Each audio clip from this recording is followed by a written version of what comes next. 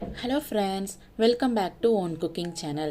இன்னைக்கு நம்ம சேனல்ல வெண்டைக்காய் புளிக்குழம்பு எப்படி பண்றதுன்னு பார்க்க போறோம். ரொம்ப சிம்பிளா செஞ்சிடலாம். எப்படி பண்றதுன்னு பார்த்தறலாம். வாங்க வீடியோக்குள்ள போயிடலாம்.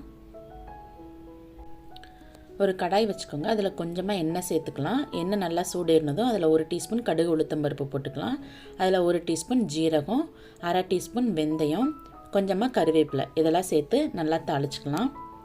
புளிக்குழம்பு நல்லெண்ணெயில் செய்யுங்க, டேஸ்ட் ரொம்ப சூப்பராக இருக்கும். இதில் ஒரு 7-8 சின்ன வெங்காயத்தை மட்டும் போட்டு நல்லா ஃப்ரை பண்ணிக்கலாம்.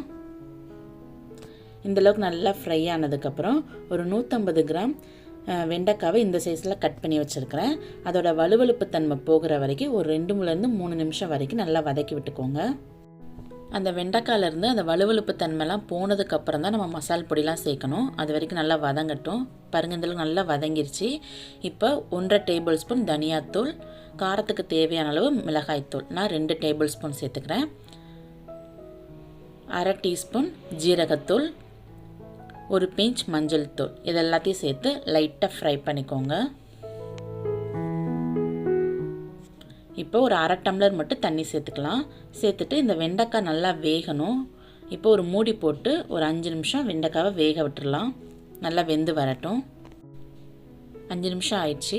பாருங்கள், வெண்டைக்காய் நல்லா வெந்துருச்சு. வெண்டைக்காய் நல்லா வெந்ததுக்கப்புறம் தான் இதில் புளி தண்ணி சேர்க்கணும்.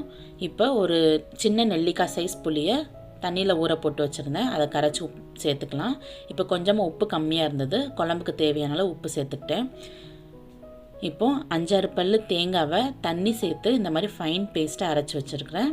இப்போ இதையும் இதில் சேர்த்துடலாம். சேர்த்துட்டு லைட்டாக மிக்ஸ் பண்ணி விட்டுக்கோங்க. குழம்பு நல்லா கொதித்து வரணும். பாருங்கள், இந்தளவுக்கு நல்லா கொதித்ததுக்கப்புறம் சிம்மில் வச்சுருங்க. நல்லா எண்ணெய் பிரிஞ்சு வரும். பாருங்கள், நல்லா எண்ணெய் பிரிஞ்சு வந்திருக்கு. இப்போ நம்ம ஸ்டவ் ஆஃப் பண்ணிவிட்டு சர்வ் பண்ணுங்கள். செம்ம டேஸ்ட்டாக இருக்கும். சூடான ரைஸில் போட்டு சாப்பிட்டிங்கன்னா வேறு லெவலில் இருக்கும். கண்டிப்பாக ட்ரை பண்ணி பாருங்கள். ட்ரை பண்ணி பார்த்துட்டு உங்கள் ஃபீட்பேக் எனக்கு மறக்காமல் கமெண்ட் பண்ணுங்கள். சேனல் உங்களுக்கு ரொம்ப பிடிச்சிருந்தா சேனலை சப்ஸ்கிரைப் பண்ணிக்கோங்க. அப்படியே பக்கத்தில் இருக்க பெல் பட்டனை கிளிக் பண்ணிக்கோங்க.